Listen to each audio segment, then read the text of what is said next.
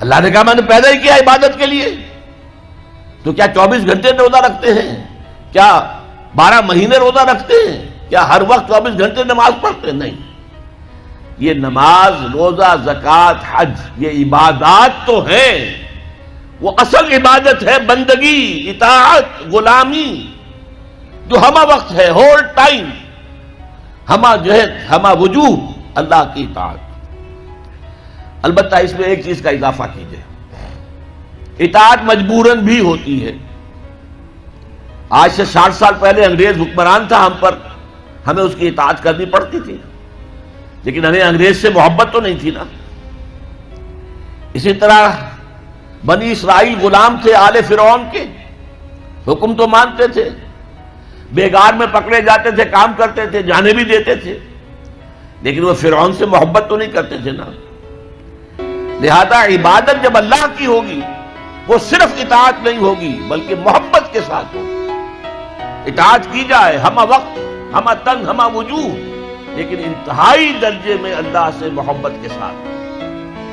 یہی وجہ ہے کہ دو بڑی عظیم شخصیتیں امام ابن تیمیہ اور حافظ ابن قیم رحمۃ اللہ علیہما، ان دونوں نے جو ڈیفینیشن کی ہے، ہاؤ ٹو ڈیفائن عبادت ہے کیا، تو حافظ ابن قیم کہتے ہیں العبادت تجمع اصلین، دو چیزوں کو جمع کرنے سے عبادت بنتی ہے، غایت الحب وغایت الذل والخضوع، حد درجے میں اللہ سے محبت کرنا اور حد درجے میں اس کے سامنے جھک جانا، بچ جانا، جو حکم دے، جو فرمان ہو حاضر، یہ ہے عبادت.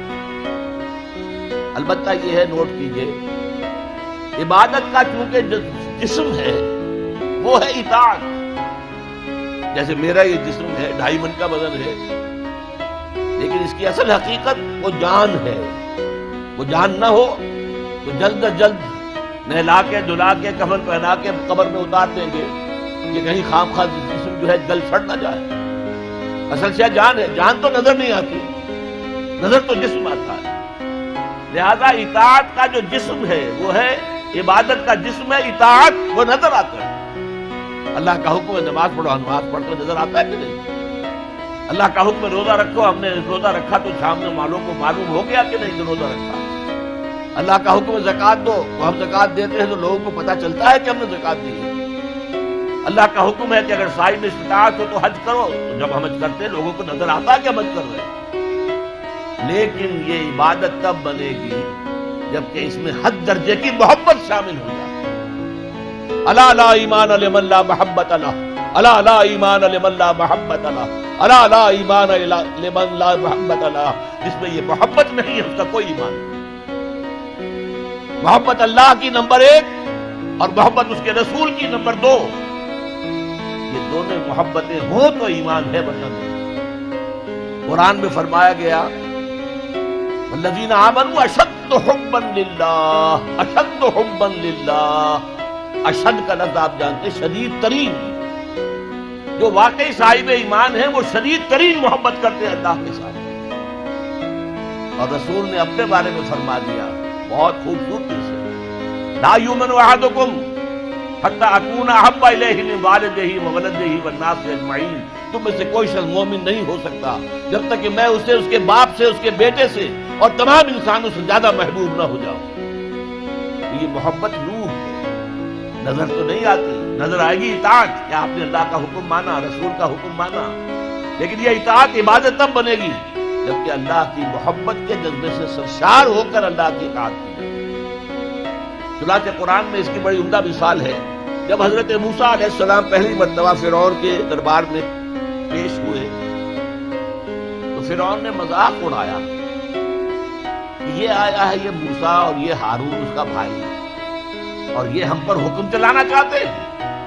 وَقَوْمُهُمَا لَنَا عَابِدُونَ، حالانکہ ان کی قوم تو ہماری عابد قوم ہے، غلام قوم ہے. اب یہاں عبادت کے کیا معنی ہے؟ بنی اسرائیل پوجتے نہیں تھے، وہ بادشاہ کی پرستش نہیں کرتے تھے، لیکن بادشاہ کی اطاعت کرنے پر مجبور تھے، اطاعت کرتے تھے. اس کو اس نے کہا وَقَوْمُهُمَا لَنَا عَابِدُونَ، ان کی قوم جو ہے وہ تو ہماری عابد ہے، عبادت گزار ہے. ہماری غلام ہے، ہماری اطاعت شعار ہے، ان کو کیا حق پہنچتا ہے ہماری بلی ہمیں کو میں آؤں؟ اچھا کوئی شخص کہہ دے کہ یہ تو فرعون کا لفظ ہے، آپ اسے دلیل کے طور پر لے آئے، اللہ کا لفظ تو نہیں ہے، تو وہ بھی سن لیجئے۔ ایک دوسرے ملاقات میں حضرت موسیٰ علیہ السلام نے جب دعوت پیش کی تو فرعون نے طنز کیا، الم نربک فینا ولیدا، اے فرعون، اے موسیٰ تم وہی نہیں ہو جسے ہم نے اپنے گھر میں پالا پوسا تھا؟ اللہ تعالیٰ کے حکم سے حضرت موسیٰ کو تو ایک صندوق میں بند کر کے دریائے نیل میں ڈال دیا تھا ان کی والدہ نے۔ وہ محل کے پاس سے گزر رہا تھا کہ وہاں کچھ عورتیں جو ہے دریا پر آئی ہوئی تھی نہانے وغیرہ کے لیے، انہوں نے وہ تابوت جو تھا صندوق کو پکڑ لیا، اس میں حضرت موسیٰ نہیں آیا، اور اتنے خوبصورت تھے یہ فوراً سمجھ میں آ گیا تھا یہ کوئی اسرائیلی ہے، اور اسرائیلی بچوں کے بارے میں حکم تھا کہ فوراً قتل کر دو، اگر لڑکا ہو، لڑکی ہو تو زندہ رہنے دو۔ لیکن یہاں حضرت آسیہ تھی، فرعون کی ایک بیوی جو مسلمان تھی، بنی اسرائیل میں سے تھی، انہوں نے کہا فرعون سے لا تقتلوہ، مت قتل کرو، قرۃ عین لی ولک، دیکھو ہمارے ہاں اولاد نہیں ہے، یہ تو میرے اور تمہارے لیے آنکھوں کی ٹھنڈک بن جائے گا، دیکھو کتنا خوبصورت بچہ ہے، لہذا ان کو قتل نہیں کیا گیا۔ اللہ تعالیٰ نے ایک جگہ سورہ طٰہٰ میں احسان گنایا ہے حضرت موسیٰ پر، وَأَلْقَيْتُ عَلَيْكَ مَحَبَّةً مِّنِّي، میں نے اے موسیٰ تم پر اپنی محبت کا پرتو ڈال دیا تھا، ایسی محبت خدا بندی، ایسا ان کا جذبہ ابھرا لوگوں کے اندر کہ حضرت موسیٰ کو نظر نہیں پہنچایا گیا، محل میں پلے ہیں۔ تو اس کے بعد فرعون کی اس وقت تک اولاد نہیں تھی، بعد میں اولاد ہو گئی، لیکن وہ جو بعد میں اولاد ہونے والا جو ہے، پیدا ہونے والا شہزادہ، وہ حضرت موسیٰ کو اپنا بڑا بھائی سمجھتا تھا۔ تو حضرت موسیٰ کو جب تانا دیا، الم نربک فینا ولیدا، اے موسیٰ تم وہی نہیں ہو جسے ہم نے بچپن میں پالا پوسا تھا، ہمارے ٹکڑوں پر پلے اور آج ہمارے منہ کو آ رہے ہو؟ اس کا جواب کیا دیا حضرت موسیٰ نے؟ وَتِلْكَ نِعْمَةٌ تَمُنُّهَا عَلَيَّ أَنْ عَبَّدتَّ بَنِي إِسرَائِیل، بڑا احسان کیا تو نے کہ مجھے اپنے گھر میں پال دیا اور میری ساری قوم کو غلام بنا رکھا ہے۔ ان عبدت بنی اسرائیل، یہاں بھی لفظ عبادت آیا، تو لفظ عبادت کا پہلا اطلاق اطاعت پر ہے، البتہ اس کی روح جو ہے وہ محبت ہے، روح نظر نہیں آئے گی، جسم نظر آئے گا، لہذا عبادت کا جسم اطاعت، اللہ کی اطاعت ہمہ تن ہمہ وقت ہمہ وجوہ، اور اللہ کی اطاعت کا راستہ اللہ کے رسول کی اطاعت۔ بمصطفیٰ برساں خیش را کے دی ہمہ اوست، اگر بہون رسیدی تمام بول حبیش، اپنے آپ کو مصطفیٰ صلی اللہ علیہ وسلم کے قدموں میں پہنچا دو، اگر وہاں تک نہیں جاؤ گے تو یہ سب بو لہبی ہے، پھر باقی ساری باتیں جو ہے اس کا اسلام سے کوئی تعلق نہیں۔ اور حضور کی حدیث میں آپ کو سنا چکا، لا یؤمن احدکم حتی اکون احب الیہ من والدہ وولدہ والناس اجمعین، تم میں سے کوئی شخص مومن ہو ہی نہیں سکتا جب تک کہ میں اسے تمام انسانوں سے، یہاں تک کہ اپنے باپ سے، اپنے بیٹے سے بھی زیادہ محبوب نہ ہو جاؤں۔ اب ایک نکتہ اور سمجھیے کہ میں نے بھی مانا نماز بھی عبادت ہے، روزہ بھی عبادت ہے، یہ عبادات ہے، تو کیا تعلق ہے ان عبادات کا اس عبادت کے ساتھ جس کی تم بات کر رہے ہو؟ دیکھیے یہ کوئی تمبو کہیں لگا ہوا ہوتا ہے، شامیانہ ہے، تو چار اس کی طرف جو ہے وہ کھڑے ہوتے ہیں بانس، ان کے اوپر وہ شامیانہ چڑھا ہوا ہے، چار عبادتیں اللہ نے دی ہیں انسانوں کو، مسلمانوں کو، اہل ایمان کو، تاکہ بڑی عبادت کر سکے۔ یہ بڑی عبادت ہمہ وقت ہمہ تن ہمہ وجوہ اللہ کی اطاعت کرنا آسان کام نہیں ہے۔ ہمارا نفس ہے جو برائی کی طرف ہمیں آمادہ کرتا ہے، شیطان لعین ہے، اس کی سلبی اور مانوی ذریت ہے، وہ ہمیں برائی کی طرف دھکیلتے ہیں، پھر مال کا لالچ ہے، وہ ہمیں بری طرف دھکیلتا ہے، ہمارے نفس کے تقاضے ہیں، چٹخارا چاہیے، عیش چاہیے، یہ ساری چیزیں جو ہیں ان کے ساتھ مقابلہ کریں گے تو اللہ کی بندگی کر سکیں گے، اللہ کی اطاعت کر سکیں گے، اللہ کی عبادت کر سکیں گے۔ لہذا چار عبادات دے دی، چار یہ بانس، چار ستون جن پر چھت کھڑی ہوئی ہے عبادت، اور وہ ستون نمبر 1 کیا؟ نماز، کس لیے؟ تاکہ بھول نہ جاؤ۔ 5 دفعہ دن رات میں نکلو اپنے کاروبار سے، صبح نیند بڑی ٹھنڈی ہوتی ہے، بڑی ٹھنڈی ٹھنڈی ٹھنڈی ہوا، ساری رات حبس رہا ہو تب بھی صبح ضرور کچھ نہ کچھ ہوا چلتی ہے۔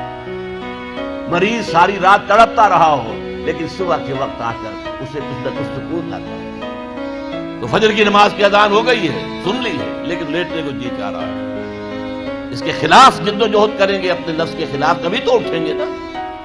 آؤ اٹھو، جاؤ مسجد میں، اللہ سے اپنا عہد جو ہے، جو تم نے کیا ہوا ہے بندگی کا عہد، جاؤ تازہ کرو اسے۔ 4 رکعتوں میں 4 دفعہ کہو ایاک نعبد و ایاک نستعین، اے اللہ ہم تیری ہی بندگی کرتے ہیں، تو یہی سے مدد مانگتے ہیں۔ پھر تم دھندا کرو گے، کاروبار کرو گے، دفتروں میں جاؤ گے، پھر ظہر کے وقت پھر آ جاؤ مسجد میں، پھر عہد تازہ کرو۔ پھر کوئی تھوڑا سا قیلولہ کر لیا، کوئی تھوڑا سا آرام کر لیا، کچھ کھانا کھایا، پھر گئے اپنی دکان پر، لیکن پہلے عصر کی نماز پڑھ لو، پہلے تم اپنا عہد جو ہے پھر تازہ کر لو، پھر غروب سورج کے وقت پھر تازہ کرو، رات کو سونے سے پہلے پھر تازہ کرو۔ حفیظ جالندری کا بڑا عمدہ شعر ہے کہ سرکشی نے کر دیے دھندلے نقوش بندگی، آؤ سجدے میں گرے لوح جبیں تازہ کرے۔ یہ ہماری یہ سلیٹ ہے، لوح تختی ہے، اس پر لکھا ہوا کہ ہم اللہ کے بندے ہیں، لیکن سرکشی جو اندر سے آ رہی ہے نفس کی، اس نے اس لوح کے اوپر جو لکھا ہوا ہے ہم اللہ کے بندے ہیں، اسے دھندلا کر دیا ہے۔ آؤ سجدے میں گریں، زمین پر اپنی اس پیشانی کو رگڑیں تاکہ وہ بند جو نقش ہے بندگی کا وہ تازہ ہو جائے۔ سرکشی نے کر دیے دھندلے نقوش بندگی، آؤ سجدے میں گریں لوح جبیں تازہ۔ اچھا، ایک میں نے کہا نفس ہے، نفس امارہ ہے، اس کو چٹکھارے چاہیے، اس کا مقابلہ کرنے کے لیے روزہ کیا۔ دیکھو روزے میں تم صبح سے شام تک حلال چیز بھی نہیں کھاؤ گے، پانی بھی نہیں پیو گے۔ اب تو رمضان جو آتا رہا ہے، اب سردیوں میں پتہ ہی نہیں چلتا روزہ کیا ہوتا ہے کیا نہیں ہوتا، لیکن اب آ رہا ہے رفتہ رفتہ، بہرحال وہ تو آتا ہے، ہر 30-33 برس کے بعد لازماً وہ سائیکل مکمل ہو جاتا ہے۔ پھر آئے گا مئی کا مہینہ، مئی کا روزہ، حلق خشک، آپ دفتر سے آئے ہیں، زبان باہر نکلنے کو آ رہی ہے خشکی کی وجہ سے، پیاس شدید ہے، گھر میں داخل ہوئے ہیں، فریج میں رکھا ہوا ٹھنڈا پانی بھی ہے، مشروب بھی ہے، نہیں پی سکتے، اللہ کی اجازت ہے۔ بھوک لگی ہوئی ہے، کھا نہیں سکتے، بہترین کھانے ہیں، نہیں کھانا، اللہ کی اجازت نہیں ہے۔ یہ کس لیے ہے کہ تم نے 1 مہینے صبح سے شام تک حلال چیز بھی نہیں کھائی، حلال مشروب نہیں پیا، تو بقیہ 11 مہینے حرام سے تو بچو۔ یہ استعداد پیدا کرنے کے لیے روزہ، یا ایھا الذین آمنوا کتب علیکم الصیام کما کتب علی الذین من قبلکم لعلکم تتقون، تاکہ تمہارے اندر تقویٰ پیدا ہو جائے۔ مال کی محبت کو دل سے نکالنے کے لیے زکوٰۃ دو، صدقات دو، انفاق کرو، نکالو اس مال کو، نکالو، جتنا یہ مال نکلے گا اتنا ہی دل کے اندر سے مال کی محبت کم ہوگی، اور یہ ساری چیزیں حج میں جمع کرتی، خرچ بھی ہوتا ہے۔ احرام کے اندر پابندیاں بھی ہیں، احرام کی حالت میں زر و شوق کا تعلق نہیں ہو سکتا بیوی اور شوہر کا، اسی طریقے سے آپ بال نہیں توڑ سکتے اپنا، اور پھر یہ ہے کہ اس کے اندر ذکر بھی ہے، تلبیہ بھی ہے، لبیک اللہم لبیک، لبیک لا شریک لک لبیک، ان الحمد والنعمت لک والملک لا شریک لک۔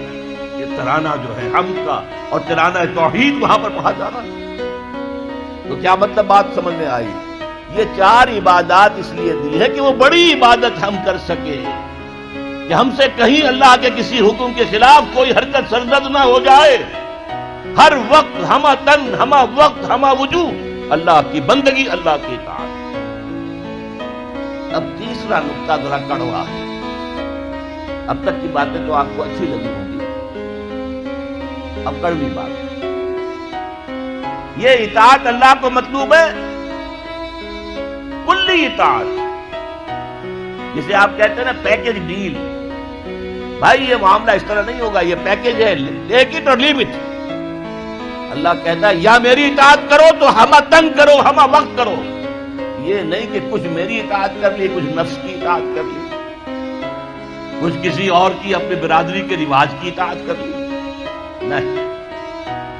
یہ 20%، 30%، 33%، 50%، یہ اطاعت مجھے قبول نہیں ہے۔ میرے ہاں تو قبول ہوگی ہمہ تن، ہمہ وقت، ہمہ وجوہ، کامل اطاعت۔ اگر تم نے روش یہ اختیار کر لی کہ کچھ حکم مانے کچھ نہیں مانے، یہ بڑی تلخ آیت ہے میرے نزدیک قرآن مجید میں مسلمانوں سے خطاب کر کے اس سے زیادہ سخت کوئی آیت نہیں ہے۔ افتؤمنون ببعض الکتاب وتکفرون ببعض، کیا تم ہماری کتاب شریعت کے بعض حصے کو مانتے اور بعض کو نہیں مانتے؟ نماز کا حکم کس نے دیا؟ میں نے۔ نماز تم پڑھتے ہو۔ سود کی حرمت کا حکم کس کا ہے؟ میرا ہے، اور اسے تم چھوڑنے کو تیار نہیں ہو۔ کیا یہ میرا حکم نہیں؟ اگر میرا حکم نہیں مانا تو نماز کاہے کے لیے آتے ہو پڑھنے کے لیے؟ تمہاری نماز تمہارے منہ پر دے کر ماری جائے گی، تمہارا حج تمہارے منہ پر دے کر مارا جائے گا اگر حرام کی کمائی سے تم نے حج کیا۔ مال حلال سے حج ہو وہ حج مبرور ہوتا ہے۔ حج مبرور وہ ہے جو اللہ کے ہاں حج قبول ہو جائے۔ آپ کی دعائیں کیوں نہیں قبول ہوتی؟ یاد کیجئے 1971 بہت سے لوگوں کو یاد ہوگا جب مشرقی پاکستان میں جنگ ہو رہی تھی تو کتنی دعائیں قنوت نازلہ مسجدوں میں پڑھی گئی ہیں۔ اے اللہ مدد کر، اے اللہ ان کافروں کو تہس نہس کر دے، اللہم شتت شملہم، اللہم مزق جمعہم، اللہم دبر دیارہم، لیکن اللہ نے ایک نہیں سنی نہیں سنی۔ تمہارا منہ ہی نہیں ہے مجھ سے بات کرنے کا۔ تم نے میرا دین قائم کیا ہے؟ تم میرے احکام پر چلتے ہو؟ اگر نہیں تو تمہارا کیا حق ہے کہ تم مجھ سے دعا مانگو؟ قل یا اہل الکتاب لستم علی شیء حتی تقیموا التوراۃ والانجیل وما انزل الیکم من ربکم۔ اے نبی کہہ دیجئے، اے یہودیوں، اے نصرانیوں، اے اہل کتاب، تمہاری پوزیشن ہی نہیں ہے ہماری نگاہوں میں جب تک کہ تم تورات کو نافذ نہ کرو، انجیل کو نافذ نہ کرو، اور بھی جو کچھ ہم نے نازل کیا اس سب کو نافذ نہ کرو، اس وقت تک تمہاری کوئی حیثیت ہی نہیں۔ You have no ground under your feet، تمہارے پاؤں تلے زمین ہی نہیں ہے۔ کیا دعائیں کرتے ہو ہم سے؟ کس منہ سے دعا کرتے ہو؟ اب اسی لفظ کو ذرا سا بدل کر پڑھ لیجئے۔ اللہ کا قانون تو بدلتا نہیں ہے کہ اہل کتاب کے لیے قانون کچھ اور ہو اور امت مسلمہ کے لیے کچھ اور ہو، نہیں۔ پڑھیے، ذرا سا لفظ بدلیے۔ قل یا اہل القرآن لستم علی شیء حتی تقیموا القرآن وما انزل الیکم من ربکم۔ اے نبی کہہ دیجئے، اے قرآن والو، تمہاری کوئی حیثیت نہیں، کوئی حقیقت نہیں، ہماری نگاہوں میں کوئی وقت تمہاری نہیں جب تک کہ تم قرآن کو قائم نہیں کرتے۔ اور جو کچھ ہم نے نازل کیا یعنی حضور پر وحی جلی کی علاوہ وحی خفی بھی نازل ہوتی جو احادیث کی شکل میں ہمارے پاس ہے۔ تو قرآن بھی ہم نے نازل کیا، قرآن نازل کیا، اس کو نافذ کرو، اور سنت رسول بھی ہم نے نازل کی ہے، اس کو بھی اطاعت کرو، اس کو مانو، اس کی پیروی۔ اچھا اگر یہ نہیں کرو گے اس کی سزا کیا ہے؟ افتؤمنون ببعض الکتاب وتکفرون ببعض، کیا تم ہماری شریعت اور کتاب کے ایک حصے کو مانتے اور ایک کو نہیں مانتے؟ ایک حکم سر آنکھوں پر، ایک حکم پاؤں تلے رون دیتے ہو۔ فما جزاء من یفعل ذلک منکم، تو کوئی سزا نہیں ہے ان کی جو یہ حرکت کریں گے تم میں سے، الا خزی فی الحیات الدنیا، سوائے اس کے کہ دنیا کی زندگی میں ذلیل و خوار کر دیے جاؤ، ویوم القیامت یردون الی اشد العذاب، اور قیامت کے دن شدید ترین عذاب میں جھونک دیے جاؤ۔ وما اللہ بغافل عما تعملون، جو کچھ تم کر رہے ہو اس کی حقیقت سے اللہ ناواقف نہیں ہے، بے خبر نہیں ہے۔ تم آئے ہو حج کرنے، داڑھی لمبی ہے تمہاری، اللہ کو معلوم ہے حرام کی کمائی سے حج کرنے آئے، حرام کی کمائی سے عمرہ کرنے آئے۔ تم نے مسجد تو بڑی شاندار بنوا دی، تمہارا کاروبار تو حرام کا ہے، سٹے اور جوئے کے اوپر کاروبار کر رہے ہو، بینک سے سودی قرضہ لے کر کاروبار کر رہے ہو، مسجد بنانے کا کیا تمہیں ثواب ملے گا؟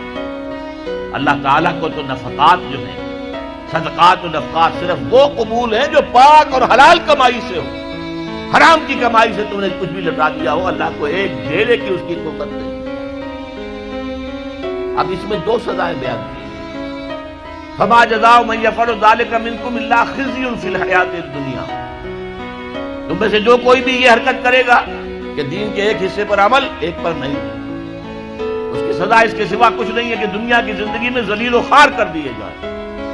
یہ تو نقد ہے جو دنیا میں ملتا ہے, اور آخرت میں جو سزا ملے گی وہ یوم القیامت یردون الی اشد العذاب, اور قیامت کے دن شدید ترین عذاب میں جھونک دیے جاؤ. اب آپ دیکھیے, پہلا عذاب تو ہماری نگاہوں کے سامنے ہے, ہمارے ماتھے پر لکھا ہوا ہے. آج ہم بعض لوگوں کے نزدیک 150 کروڑ انسان ہیں مسلمان, ہر چوتھا انسان مسلمان ہے. کم سے کم 125 کروڑ تو ہے ہی ہے, گویا کہ ہر 5واں انسان مسلمان ہے. کتنا بڑا علاقہ ہمارے قدموں تلے ہے. جائیے ادھر انڈونیشیا کے دور درازوں سے چلیے, جو جزیرے ہیں ان سے, اور چلے جائیے موریتانیہ تک, سالڈ علاقہ ہے مسلمانوں کا. بیچ میں آپ سوچیں گے ہندوستان بھی تو آ گیا, وہ مسلمانوں کا نہیں ہے. 20 کروڑ مسلمان ہیں ہندوستان کے اندر. آج بھی دنیا میں سب سے بڑی آبادی کسی ملک میں جو ہے وہ ہندوستان میں ہے مسلمانوں. اللہ تعالیٰ نے ہر طرح کی نعمت دی, ہر طرح کی معدنیات ہمارے پاس, ہر طرح کی نباتات. سب سے بڑھ کر آج کی دنیا کی قیمتی ترین شے تیل کا سب سے بڑا ذخیرہ یا ذخیرے مسلمانوں کے قدموں تلے. اس سب کے باوجود کیا مسلمانوں کی عزت ہے کوئی دنیا؟